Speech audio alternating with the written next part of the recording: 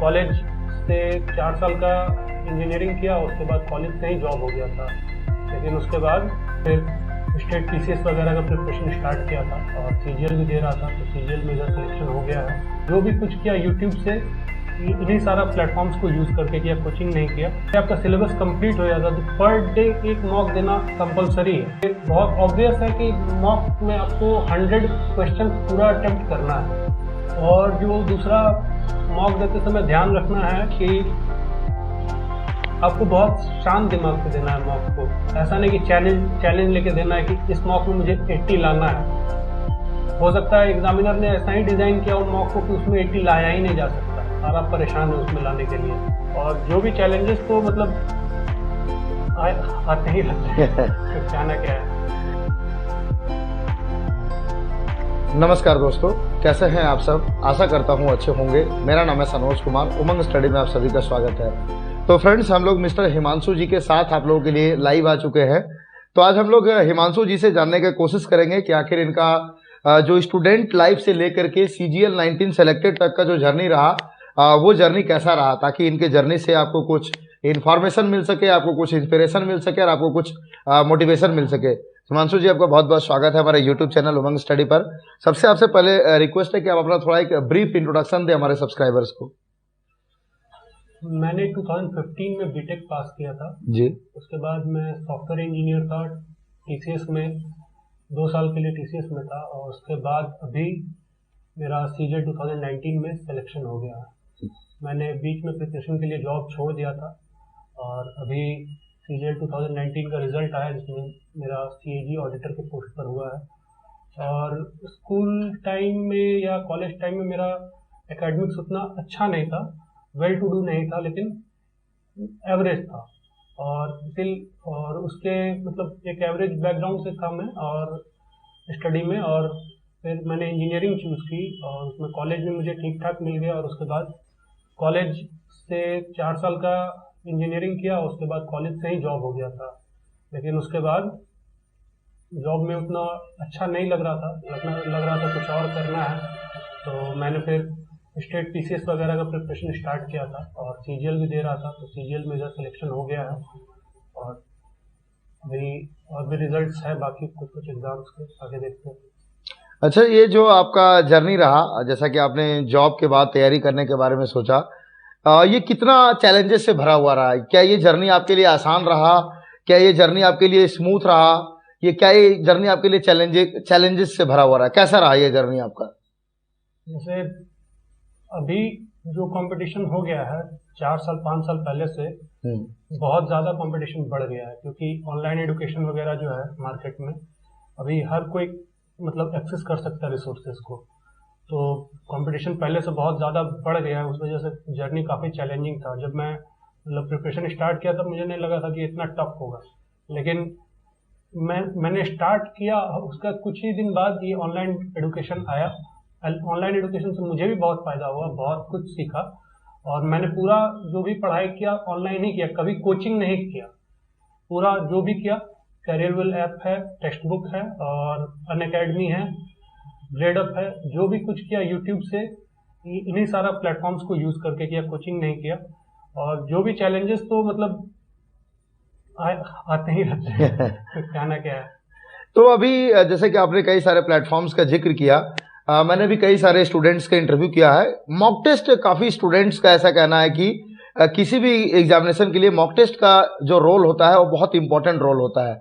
क्या वाकई mock test किसी भी एग्जाम को क्रैक करने के लिए ज़रूरी है, या फिर बिना मॉक टेस्ट के भी एग्जाम को निकाला जा सकता है? मॉक टेस्ट के लिए मैं कहूँगा कि आप जब प्रिपरेशन कर रहे हो, तो जिस दिन से आपने प्रिपरेशन स्टार्ट किया, आप पहले तो अपना सिलेबस को फोकस करो। जैसे ही कोई चैप्टर खत्म होता है, आप उसके क्विज दो। पहले कंप्लीट मॉक ना देकर के पहले आप क्विज दे। और उसके बाद जैसे ही आपका सिलेबस कंप्लीट हो जाता है, तो पर डे एक मॉक देना कंपलसरी है। ऐसा नहीं है कि मतलब देना ही देना है, लेकिन कोशिश करिए कि हमसे छूटे ना। आप इससे क्या होगा कि डेली नए कॉन्सेप्ट सीखेंगे। और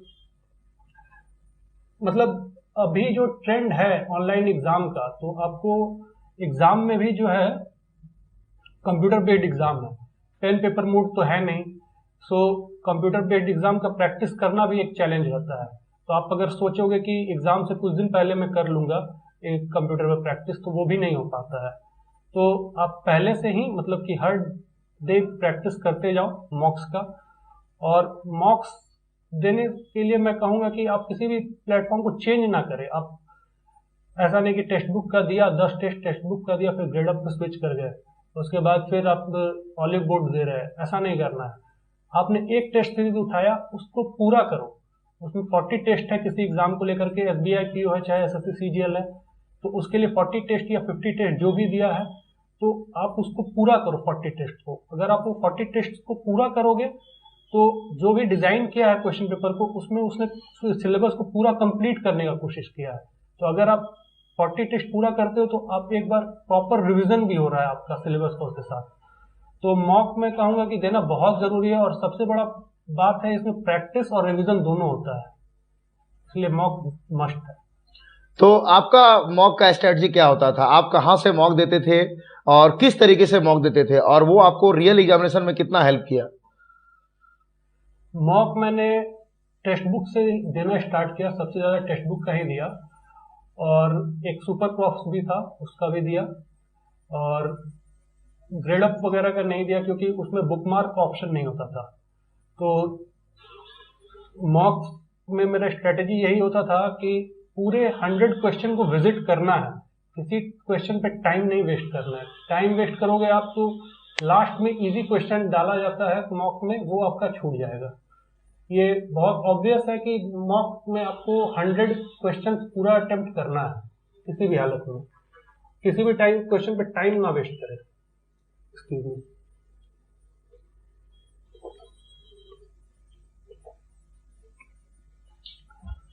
और जो दूसरा मॉक देते समय ध्यान रखना है कि आपको बहुत शांत दिमाग से देना है मॉक को।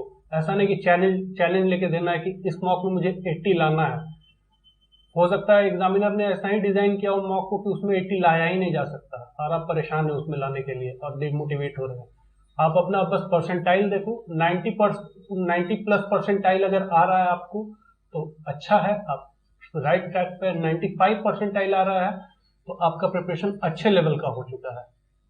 आप फिर मॉक्स देना कम भी कर सकते हो, और फिर आप अपना वीकर सेक्शंस को आइडेंटिफाई करके उस पर काम कर सकते हो। अगर एक बार आप वो 95 परसेंटाइल वाले लेवल पर पहुंच जाते हो तो आप मुझे ये बताइए, आपने कई सारे प्लेटफॉर्म्स का मॉक दिया और फिर आपने रियल एग्जामिनेशन भी दिया। आपने CGL 19 दिया, CGL 20 दिया, CGL 21 दिया। तो मतलब कि जो ओवरऑल यदि अगर आपसे पूछा जाए तो जितने भी आपने मॉक्स दिया, मोस्ट एग्जाम रेलेवेंट कंटेंट आपको किन का लगा? एग्जाम रिलेवेंट कंटेंट में सब्जेक्ट वाइज डिपेंड करता है। अगर सब्जेक्ट वाइज मॉक डिपेंड करता है। अगर आप मैथ्स देखोगे तो टेक्स्ट बुक का एवरेज रहता है और एग्जाम रिलेवेंट रहता है मॉक। और लेकिन टेक्स्ट बुक का GS जो होता है थोड़ा सा वो डिफरेंट होता है, आप ट्रस्ट नहीं कर सकते उसको कि एग्जाम में मिलेगा। और मैथ्स आप सुपर मॉक से भी दे, उसका सोल्यूशन बहुत अच्छा होता है। और फिर मैंने ऐसा कोई प्लेटफॉर्म यूज नहीं किया बुक मार्क करने के लिए। मैं ये टेक्स्ट बुक बेस्ट है, क्वेश्चंस को आप बुक मार्क कर लीजिए और फिर लास्ट टाइम में रिवाइज कर लीजिए उससे। और बायजूस या ग्रेडअप कर लीजिए, उस पर भी मॉक्स आए हैं, लेकिन उसके साथ प्रॉब्लम ये है कि उसमें बुक मार्क का ऑप्शन नहीं है, तो आप रिवाइज करने में आपको काफ़ी स्ट्रगल करना पड़ेगा। तो मेनली मैं टेक्स्ट बुक सजेस्ट करूँगा और सुपर मॉक सजेस्ट करूँगा। हम लोग थोड़ा सा आगे बढ़ते हैं। तो जो आपका प्रिपरेशन जो आपने किया था, सबसे फर्स्ट बार आपने CGL 19 दिया, फिर CGL 20 दिया, CGL 20 दिया। सब्जेक्ट वाइज स्ट्रेटजी की बात करें, जैसे कि आपने मोस्ट ऑफ द जो स्टडीज किया वो सेल्फ स्टडीज ही किया, और स्पेशली CGL को लेकर के ऐसा देखने को मिलता है कि स्टूडेंट्स काफ़ी ज़्यादा परेशान रहते हैं कि मैं कहाँ से करूँ, ऑनलाइन स्टडी करूँ, ऑफलाइन स्टडी करूँ। तो क्या आप ऑफलाइन में कुछ बुक्स का भी सहारा लेते थे? हाँ, ऑफलाइन में अगर रीजनिंग सेक्शन से स्टार्ट करूँ तो रीजनिंग में प्रीवियस क्वेश्चन पे ज़्यादा फोकस होता है एग्जामिनर का, जो भी क्वेश्चन सेटर है। वो प्रीवियस ईयर क्वेश्चंस को ही रिपीट करता है। ऐसा नहीं है कि सिर्फ एसएससी सीजीएल का ही क्वेश्चंस रिपीट होते हैं। एसएससी सीपीओ हो गया, सिलेक्शन पोस्ट हो गए, सीएचएसएल हो गए, एमटीएस हो गए, ये सारे के क्वेश्चंस ही रिपीट होते रहते हैं एसएससी में चारों तरफ से ही। कभी एसएससी सिलेक्शन पोस्ट वाला सीजीएल में पूछ लिया गया, कभी सीजीएल वाला सीपीओ में पूछ लिया गया। तो रीजनिंग के बात करूं तो आपको सबसे पहले आपको सारा का सारा प्रीवियस ईयर करना है। तो आप कोई भी प्रीवियस ईयर का बुक उठा लीजिए, जैसे कि किरण का ले सकते हैं। अभी पिनिकल चला हुआ है क्योंकि रिसेंटली अपने आप को अपडेट करते जा रहा है। हर एग्जाम होता है, उसके कुछ ही दिन बाद पिनिकल का न्यू एडिशन आ जाता है, तो आपको न्यू क्वेश्चंस मिल जाते हैं। तो रीजनिंग के लिए मैं कहूँगा पिनिकल, और जीएस के लिए मैं कहूँगा कि यूट्यूब पे सफिशिएंट मटेरियल है, आप उससे सब्जेक्ट वाइज लूसेंट से टॉपिक देखें और उस पर वीडियो देख ले आप उससे यूट्यूब पे लूसेंट के टॉपिक्स पे समझ में आ जाए, फिर लूसेंट को ही रिवाइज करें।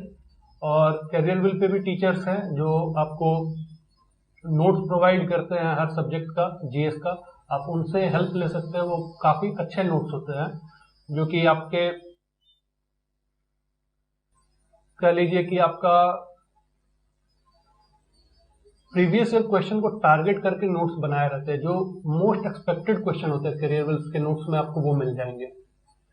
और फिर आए अगर हम मैथ्स पे, तो मैथ्स पे आपको काम करने के लिए प्रीवियस ईयर क्वेश्चन से आपको पैटर्न पकड़ना होगा, किस किस कॉन्सेप्ट पे वो फोकस कर रहा है। ठीक है, उसके लिए आप कोई भी एक टीचर उठा सकते हैं, जैसे कि गगन प्रताप चाहे अभिनव, जिसका नोट्स जो भी लोग प्रॉपरली आपको नोट्स दे पैटर्न समझा दे, आप कोई किसी भी एक टीचर को उठा लीजिए और उसी को फॉलो करिए। और टीचर आप याद रखें कि एक ही टीचर को उठा करके उसी के कंटेंट को फॉलो करें। अगर आप डिफरेंट टीचर्स को फॉलो करेंगे तो हर टीचर अपना एक अलग अप्रोच बताता है क्वेश्चन को अटेम्प्ट करने का, तो उससे आपको कंफ्यूजन होगा। तो आप किसी भी एक टीचर को लें और उसी पर फोकस करें और जो भी टेक्निक वो सिखाए उसको फॉलो करें।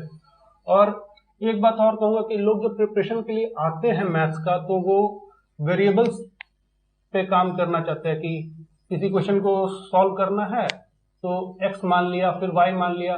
वैसा नहीं होता कंपटीशन में आपको, और मतलब कि आना चाहिए क्वेश्चन को पढ़ के उसका क्रंच फाइंड करने। ठीक है, जब क्रंच पॉइंट आपको फाइंड करने आना चाहिए तो फिर आपको वेरिएबल का जरूरत ही नहीं पड़ेगा। और इंग्लिश के लिए मैंने नीतू सिंह की बुक फॉलो की थी फर्स्ट टाइम से, और अभी तक वही कर रहा हूँ, और इंग्लिश में मेरा स्कोर काफ़ी अच्छा आ जाता है उसको फॉलो करके। तो और कुछ ज़रूरत नहीं है इंग्लिश में करने का, बस टेक्स्ट बुक काफ़ी, नीतू सिंह की बुक काफ़ी है। और अगर आपको लगता है कुछ और करना है तो टेक्स्ट बुक का क्विज सेक्शन में जाइए, डेली वहाँ पर कुछ ना कुछ टेस्ट रहता है, उसको दे लीजिए, काफ़ी हो जाता है। तो आपने CGL 19 दिया, CGL 20 दिया, CGL 21 दिया, तो बेसिकली यदि अगर तीनों ईयर के ओरिजिनल पेपर्स को आपने देखा तो ओवरऑल यदि अगर आपको कंक्लूजन ड्रॉ करने के लिए कहा जाए तो आप किस कंक्लूजन पे जाना चाहेंगे? बेसिकली CGL आपने आपको ईयर बाय ईयर कोई अपग्रेडेशन में डाल रही है, 19 से 21 में कुछ डिफरेंस आपको दिखा, या फिर आपको ऐसा देखने को मिल रहा है कि नहीं, जो पैटर्न CGL 19 में था वही 20 में है, वही 21 में है, SSC अपने आप को बिल्कुल भी अपग्रेड नहीं कर रही है? इस पे आप क्या कहना चाहेंगे? एक्चुअली 2017 के एग्जाम के बाद के पहले का क्वेश्चंस अगर आप देखोगे तो वहां पर कुछ और था, क्वेश्चंस इजी हुआ करते थे। लेकिन 2018-19 से क्वेश्चंस में थोड़ा चेंज आया, खासकर मैथ्स में और रीजनिंग में। इंग्लिश अभी भी पहले जैसे ही है, पहले जैसे 10 साल पहले पूछा जाता था लगभग वही इंग्लिश आज भी है। और जीएस भी स्टैटिक पार्ट में थोड़ा चेंज आया। तो बेसिकली 17 के बाद 18 का पेपर थोड़ा टफ था, 19 का काफी इजी हो गया था। उसके बाद एसएससी ने 20 से स्ट्रेटेजी चेंज कर दी अपनी। उन्होंने ऐसा मतलब पेपर सेट करना स्टार्ट किया कि कट ऑफ कम जाए। आप कट ऑफ का ट्रेंड भी देखेंगे तो आप देखेंगे कि 147 था 2019 का कट ऑफ प्री का, और अभी 2020 का कट ऑफ 131 आ गया। तो कम से कम 15 नंबर का डिफरेंस आया। और रीजन ये था कि उन्होंने करंट अफेयर जो है वो काफी पुराना पूछना शुरू कर दिया। वो 1 साल का करंट अफेयर पूछने लगे। और जब मैंने 19 का पेपर दिया था उस समय सिर्फ 4 महीने 5 महीने का करंट अफेयर पढ़ के जाते थे, हो जाता था काम। तो ये चेंज आया है पैटर्न में। और रीजनिंग के भी क्वेश्चंस में पहले क्या होता था कि आप इजीली पैटर्न पकड़ लेते थे क्वेश्चंस का, लेकिन जब से टीसीएस आया है 18-19 से, तो क्वेश्चन रीजनिंग के क्वेश्चंस ऐसे आते हैं कि मतलब उस पर टाइम देना मतलब अपना टाइम वेस्ट करना। अगर 1-2 अटेम्प्ट में वो मतलब कि 1-2 कैलकुलेशन में समझ में आ गया तो आप उसको अटेम्प्ट करो, नहीं तो फिर आप उसको छोड़ करके आगे बढ़ जाओ, वही बेटर है। लेकिन पहले ये चीज नहीं थी। ऑलमोस्ट थोड़ा सा टाइम दो पहले क्वेश्चन में, 2015-16 के क्वेश्चन में, तो वो क्रैक हो जाता था इजीली। और पहले का क्वेश्चन में 15-16 में ये भी था कि उस समय स्टूडेंट का उतना ज्यादा फोकस नहीं था क्वेश्चन एसएससी पे, उतना ज्यादा क्राउड नहीं था एसएससी पे। लेकिन इधर से जैसे ही क्राउड बढ़ा है तो कट ऑफ बढ़ने लगा था। तो इसी वजह से एसएससी ने क्या किया है कि थोड़ा सा पहले से लेवल को बढ़ा दिया ताकि कट ऑफ कम जाए। पहले 2019 में all time high 147 cut off गया था, उसमें नॉर्मलाइजेशन की वजह भी था, लेकिन उस समय का पेपर बहुत इजी था। अभी के पेपर से आप उसको कंपेयर करो 2020-21 से, तो बहुत ज्यादा आपको लगेगा कि हाँ कुछ चेंज किया है पैटर्न। तो आपका सीजीएल 19 में फाइनल सिलेक्शन हो चुका है, सीजीएल 20 का आपका रिजल्ट पेंडिंग है, और अभी आप सीजीएल 21 का एग्जाम दे करके आ चुके हैं। तो आपको क्या लगता है सीजीएल 20 का जो फाइनल कट ऑफ जाएगा, जो मेरिट वाली, वो कितना जा सकता है? सीजीएल 20 का मेरा 490 मार्क्स बन रहा है टिल टीयर 2, और इस बार तो टीयर 2 में नॉर्मलाइजेशन का कोई काम नहीं था। तो मुझे लगता है कि जो भी इंटरव्यू पोस्ट है, जो भी 4200 और 4600 गेट पे जो पहले इंटरव्यू होता था, अभी तो होता नहीं है इंटरव्यू, 4200 4600 गेट पे के लिए जो कट ऑफ जाएगी वो 560 ±5 में रहेगी। अभी के लिए कर पा रहा हूँ क्योंकि अभी रिजल्ट आने में काफी टाइम है, हो सकता है नॉर्मलाइजेशन एक शिफ्ट अलग से भी हुआ था तो उसमें नॉर्मलाइजेशन से कुछ दिक्कत हो तो है, नहीं तो 560 ±5 के बीच में कट ऑफ रह जाएगी। और जो भी नॉन इंटरव्यू पोस्ट है 2400 गेट पे और 2800 गेट पे, उसके लिए मैं समझता हूँ कि 545 मार्क्स इनफ है, उतने में सिलेक्शन हो जाएगा।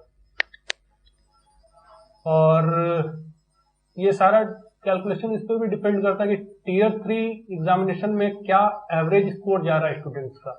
100 मार्क्स का पेपर है, पिछले साल एवरेज उसमें 60 के अराउंड था, और इस बार थोड़ा सा इजी टॉपिक दिया था, तो हो सकता है कि एवरेज 65 हो, तो उससे भी अप डाउन हो सकता है। लेकिन कोई भी अगर 500 प्लस स्कोर कर रहा है 2019 में कि 21 में, तो वो रेस में है, कोई दिक्कत नहीं है। उसके बाद सीजीएल 21 अभी आप दे करके आए हैं, इसका आपको क्या लगता है, क्या एक्सपेक्टेड कट ऑफ रह सकता है? सीजीएल 21 की एक्सपेक्टेड कट ऑफ अभी बताना काफी मुश्किल है, क्योंकि जो फर्स्ट शिफ्ट हुआ था, फर्स्ट शिफ्ट हुआ था, उसमें लोग कह रहे थे कि काफी कम अटेम्प्ट है, 76 के अराउंड एवरेज बता रहे थे।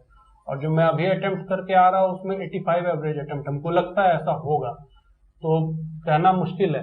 लेकिन अगर आप 75 अटेम्प्ट किए हैं करेक्ट, तो आप रेस में हो, कोई दिक्कत नहीं, आगे की प्रिपरेशन कर सकते हो। तैयारी के दौरान स्टूडेंट्स को एक प्रॉब्लम ये भी फेस करना पड़ता है, शायद आपको भी फेस करना पड़ा हो, कहीं ना कहीं तैयारी एक लंबी प्रक्रिया होती है, और इस लंबी प्रक्रिया में लगातार मोटिवेशन बनाए रखना स्टूडेंट्स के लिए एक बड़ा चैलेंज से कम नहीं होता है। तो क्या जब आप मतलब कि जॉब करने के बाद तैयारी करने के बारे में सोचे और आप इस जर्नी में आए, तैयारी करने वाली जर्नी में, तो क्या आपका मोटिवेशन कभी डाउन हुआ? आपको लगा कि नहीं शायद ये राह मुश्किल है, और कहीं ना कहीं मतलब कि आपका मोरल कभी डाउन हुआ? डाउन हुआ तो कैसे आप उससे ओवरकम हुए? एक्चुअली जो प्रिपरेशन का फेज होता है उसमें अप्स डाउन्स बहुत आते हैं, मूड स्विंग्स होते हैं एक तरह का। आप कह लो कि कभी तो लगेगा बहुत अच्छा प्रिपरेशन जा रहा है, मार्क्स आ रहे हैं तो ठीक है, लेकिन जैसे ही मार्क्स कम आना शुरू होते हैं मॉक में आप फ्रस्ट्रेट भी होते हो। तो मैं सदगुरु के वीडियोस देखा करता था, और भी कुछ मोटिवेशनल स्पीकर्स हैं उनके वीडियोस देखा करता था, उससे बहुत ज़्यादा बेनिफिट हुआ। सिर्फ मोटिवेशन की बात नहीं है, मतलब आप अपने आसपास के चीज़ों से भी सीखने को मिलता है, ऑब्जर्व करना को भी मिलता है सदगुरु के लेक्चर्स से। तो मैं उनको फॉलो किया करता था, और बाकी तो YouTube पे मोटिवेशन पड़ा हुआ है, जितना भी देख लो आप ओवर मोटिवेट हो जाते हैं। तो आप मुझे ये बताइए कि बहुत सारे यंग एस्पायरेंट्स भी इस वीडियो को देख रहे होंगे, जिनका कि एसएससी सीजीएल हो सकता है कि एक सपना हो, और 21 में के जो सीजीएल के एस्पायरेंट्स हैं वो लोग भी सीजीएल के एग्जाम्स को दिए हैं। तो एक फ्रेश एस्पायरेंट को, जो कि हो सकता है कि अभी 12th क्लास में हो या फिर अभी ग्रेजुएशन करना हो, वैसे स्टूडेंट का यदि सीजीएल का सपना है तो वैसे स्टूडेंट्स को आप क्या मैसेज देना चाहेंगे हमारे चैनल के माध्यम से? अगर आप कैसे वो अपने सपने को साकार कर सकता है तो मैं बता रहा हूँ कि अब टाइम पहले जैसा नहीं रह गया। आप अपने सीनियर्सों को पूछोगे तो वो कहेंगे कि मैंने पटना से तैयारी किया, मैंने दिल्ली से तैयारी किया, लेकिन अब वो टाइम चला गया। तो अगर अभी प्रिपरेशन करना है आपको तो मैं कहूँगा कि ऑनलाइन मोड में ही करो। आप घर पे रहो, ठीक है, और एक प्रॉपर इन्वायरमेंट अपना घर पे बना लो, एक रूम अपना देख लो और घर से ही प्रिपेयर करो। और अब प्रिपरेशन जितना जल्दी स्टार्ट करोगे उतनी जल्दी खत्म भी हो जाएगा। अगर आप सोचोगे नहीं अभी कुछ दिन आप रुक जाते हैं, ये वाला जॉब कर लेते हैं कोई छोटा, फिर वो कर लेंगे, तो आप जितना लेट स्टार्ट करोगे उतना लेट होगा, ठीक है। और हमेशा मतलब प्रिपरेशन का अगर हम बेस्ट कहें, अगर कुछ टिप्स आपको, तो हमेशा आप टच में रहो अपने पढ़ाई से, जितना हो सके टच में रहो। जितना भी मतलब आप कोशिश करो कि पढ़ाई ना छूटे, तो आपका प्रिपरेशन सही होगा। अगर आप सोचोगे कि अभी कुछ दिन के लिए ब्रेक ले लेते हैं फिर पढ़ेंगे, तो लॉस होगा आपका, क्योंकि पढ़ाई को स्टार्ट करने का फर्स्ट स्टेप जो है ना, वही दिक्कत है। वो स्टेप लेना ही दिक्कत होता है, आपको वो स्टेप लेते लेते भी टाइम लग जाता है। तो आपके लिए यही कहूंगा कि आप एक बार प्रिपरेशन स्टार्ट कर दिए, उसमें कम से कम ब्रेक ले। अब लगे रहें, मतलब कंटिन्यू, जब तक हो ना जाए तब तक मतलब लगे रहिए। तो जब आप इस प्रिपरेशन के लाइन में आए थे कि मुझे तैयारी करनी है, तो क्या आप कॉन्फिडेंट थे कि मतलब मेरा सिलेक्शन हो ही जाएगा, या फिर आपके अंदर भी कहीं ना कहीं कोई एक फियर था कि हो सकता है कि मेरा सिलेक्शन होगा, हो सकता है मेरा सिलेक्शन नहीं होगा? देखिए, कोई भी काम करने जाओगे तो आप पहले ही उसका आउटकम सोचोगे ही, अच्छा बुरा दोनों ही चीज सोचोगे। कोई भी काम करने जाओ आप, तो सेम था यहाँ पर भी कि लग रहा था कि होगा नहीं होगा, लेकिन मैंने प्रिपरेशन स्टार्ट करने से पहले प्रीवियस ईयर क्वेश्चंस को देख लिया था, तो मुझे लगा था कि क्रैक कर लूंगा। और उस समय मुझे लगा था कि काफी इजी होगा क्रैक करना, लेकिन जब प्रिपेयर करना स्टार्ट किया तो पता चला उतना भी इजी नहीं है। मतलब होता है कि दम है, मतलब है थोड़ा सा एग्जाम में, मतलब लोग, आप हर किसी का अपना लेवल होता है। मेरा एसएससी का ही क्वेश्चंस देख करके मुझे लगा कि पहले तो लगा कि इजी है, लेकिन आप जब मॉक्स देना स्टार्ट करोगे तो आप एक टाइम के बाद जाके रुक जाओगे। 145 के आगे बढ़ेगा ही नहीं स्कोर। इजी पेपर आएगा तो बढ़ जाएगा, लेकिन एवरेज जो स्कोर है आपका 10 टेस्ट 15 टेस्ट में, आप जब एवरेज निकाल के देखोगे कि लगेगा कि 145 पे रुका हुआ है स्कोर आपका। वहां से आगे बढ़ना काफी चैलेंजिंग होता है। सो ऐसा सोचा तो नहीं था कि मतलब इतना टफ हो जाएगा, लेकिन एक बार प्रिपेयर करने के बाद आप टाइम दे चुके हो किसी काम को, इन्वेस्टमेंट है आपका टाइम उस पर, आपने टाइम इन्वेस्ट किया उस पर, तो फिर लेना था, तो इसलिए फिर लग करके लिया। तो आप मुझे ये बताइए कि सीजीएल 19 को आपने फर्स्ट अटेम्प्ट में ही क्रैक कर दिया, 21 भी ऑलमोस्ट आपका हो ही जाएगा, शायद 21 भी आपका हो जाएगा। आपने एक चीज का जिक्र किया कि अभी का जो कंपटीशन है, इसमें सबसे ज़्यादा स्टूडेंट्स के लिए ज़रूरी है कि घर पे ही रह करके वो कैसा इन्वायरमेंट और माहौल तैयार करे और वहीं से वो मतलब कि ऑनलाइन प्रिपरेशन करे, तो ये स्टूडेंट्स के लिए ज़्यादा बेनिफिशियल होगा। अभी के टाइम में अक्सर हम लोग भी स्टूडेंट से मिलते रहते हैं प्रैक्टिकली ज़मीनी स्तर पे। सबसे बड़ा चैलेंज ये है कि स्टूडेंट्स के मन में ये बात घर कर गई है या फिर एक तरह से बैठ गई है कि घर में तो तैयारी हो ही नहीं सकती है। तो इसको आपने कैसे मैनेज किया, या इसके बारे में स्टूडेंट्स को आप क्या कहना चाहेंगे? पहली बात, मेरा सीजीएल 19 फर्स्ट अटेम्प्ट नहीं था, सेकंड अटेम्प्ट था। ठीक। और दूसरी बात कि हर किसी का विल पावर होता है। आप देखो कि आपका विल पावर क्या है, और विल पावर को भी आप पूरी तरह से नहीं कर सकते। हो सकता है कि आपको अगर घर पे पढ़ाई में मन नहीं लग रहा है तो उसके हो सकता है अदर फैक्टर्स हो सकता है कुछ फैमिली रिलेटेड इश्यू हो या सराउंडिंग आपका ठीक ना हो, तो ये भी नहीं कर सकता कि आप घर पे ही रह के पढ़ाई करो। हाँ, लेकिन ये जरूर है कि आप बाहर जाओगे, जितना पैसा खर्च करोगे उससे बेटर है कि आप घर पे रह करके पढ़ लो। ठीक है। हाँ, प्रॉब्लम्स आ रहा है आपको पढ़ने में, तो आप उन प्रॉब्लम्स को देखो कहाँ पर है वो प्रॉब्लम्स। ठीक है। आप वो प्रॉब्लम्स को ढूंढने का ट्राई करो, और जब प्रॉब्लम्स मिलेंगे तो फिर उसके बाद उसका सोल्यूशन कर लो। कुछ थोड़ा सा प्रॉब्लम है, अगर एग्जांपल के लिए कि अगर मान लीजिए कि हर किसी का मतलब घर पे एक टाइम होता है कि घर पे शांत रहने का, घर का शांत रहने का एक टाइम होता है। किसी का घर सुबह सुबह लोग उड़ जाते हैं और काम सब जगे हुए हैं, तो उस समय पढ़ाई नहीं किया जा सकता। तो आप रात में अपना टाइम देख लो। हो सकता है किसी के यहाँ दोपहर में टाइम रहता है, उस समय पढ़ लो।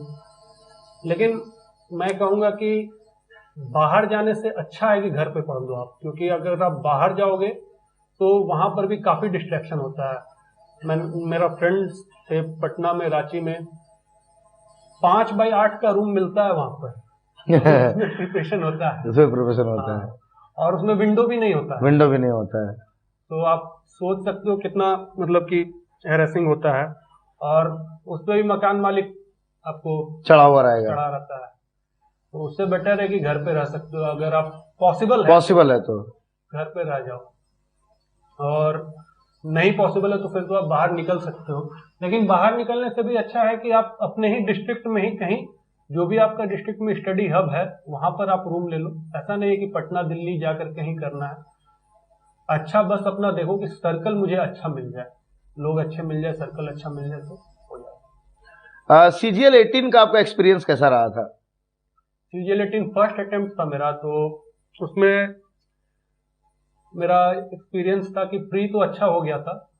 प्री में 162 मार्क्स आए थे, और मेंस में मेरा मैथ्स खराब हो गया था। इंग्लिश उसमें भी ठीक था, 176 मार्क्स आया था, और टीयर 3 भी उसमें ठीक गया था, 63 या 64 मार्क्स आए थे। तो कुल मिला के 525 मार्क्स में अचीव कर लिया था, और कट ऑफ 540 गया था। तो फर्स्ट अटेम्प्ट में 15 मार्क्स से छूटा था। 700 के आउट ऑफ पेपर था, टोटल मार्क्स 700 थे, उसमें 525 आया था। तो फर्स्ट अटेम्प्ट में जब फाइनल सिलेक्शन आपका नहीं हो पाया, तो वहां से मतलब कि आपका फिर आगे का जो रणनीति बना, वो उससे आपने जो 18 में जो गलतियां करी उससे सीख करके आप आगे बढ़े, या फिर मतलब कि 18 में आपका सिलेक्शन नहीं होने के बाद, क्योंकि अक्सर ऐसा स्टूडेंट्स में देखने को मिलता है कि कुछ स्टूडेंट्स जब कुछ नंबर से सिलेक्शन नहीं होता है तो कुछ स्टूडेंट्स मोटिवेट हो जाते हैं कि बस मैं मंजिल के बहुत नजदीक हूं, अब मैं थोड़ा सा और मेहनत करूंगा तो मेरा फाइनल सिलेक्शन हो जाएगा। जबकि कुछ स्टूडेंट्स वहीं पे डीमोटिवेट हो जाते हैं कि मैंने तो इतना ज्यादा मेहनत किया, उसके बावजूद भी मेरा सिलेक्शन नहीं हुआ। मेरे साथ था कि 2018 देने के बाद मुझे पता चल गया था कि मैं कहाँ पीछे छूट रहा हूँ। मेरा मैथ्स एवरेज था, लेकिन मैथ्स में एवरेज से भी कम मार्क्स आए थे मुझे। तो मैंने एनालाइज किया अपना मैथ्स के पेपर को, तो देखा कि यहाँ पर जो मेरा अप्रोच है मैथ्स के पेपर को लेकर के वैसे नहीं हो सकता। तो मैंने फिर कैरियर विल ऐप से गगन सर के और भी टीचर्स के वीडियोस देखे, उनके अप्रोच देखे क्वेश्चन को लेकर के, और वहाँ से अपना करेक्शन किया और ओवरकम किया भी, मतलब मैथ्स में कुछ मार्क्स बढ़ाए भी। और बाकी जगह भी मैंने देखा कि मार्क्स क्यों कम रह जा रहे हैं, तो मैंने देखा कि लोग नोट्स को फॉलो करते हैं किसी न किसी कोचिंग के, और उन्हीं नोट्स से क्वेश्चन आ जाते हैं। सारे तो नहीं आते, लेकिन एक मतलब एवरेज मार्क्स आप जीएस में स्कोर कर सकते हो। तो मैंने फिर वो नोट्स का जुगाड़ लगाया अपना और उसको फॉलो किया। उसके बाद थोड़ा सा अगर हम लोग आगे बढ़े तो अभी CGL 21 का आप एग्जाम दिए हैं, तो कुछ स्टूडेंट्स ऐसे होंगे जो कि CGL 21 दे चुके होंगे प्री का एग्जाम, कुछ स्टूडेंट्स होंगे अभी जो देने वाले होंगे क्योंकि CGL प्री अभी चलने वाला है।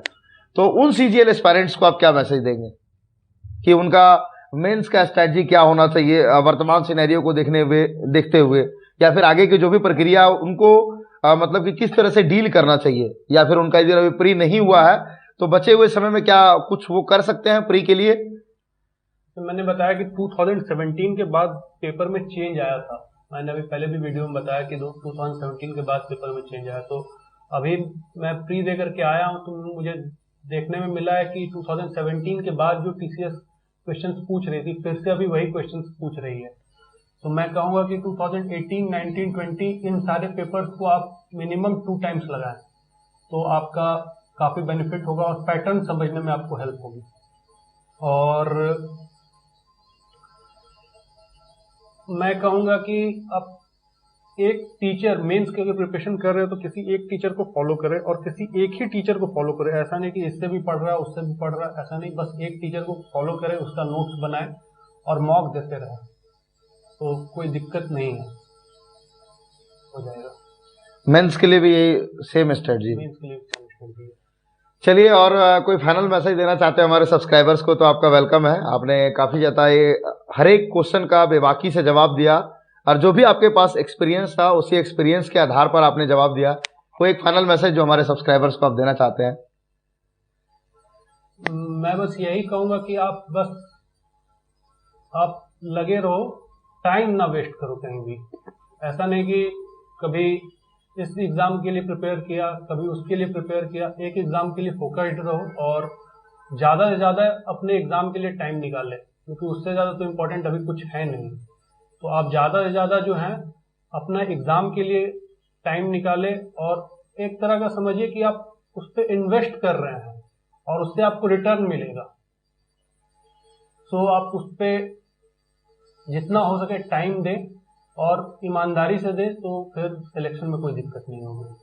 बस आप प्रिपरेशन के टाइम यही रखिए दिमाग में कि जो भी कर रहे हैं उसमें कुछ छूटना नहीं चाहिए कि बाद में जब ना हो तो लगे कि वो वाला नहीं किया। आप मतलब हर चीज कर जाइए, जो भी आपको समझ में आ रहा था पॉइंट पे।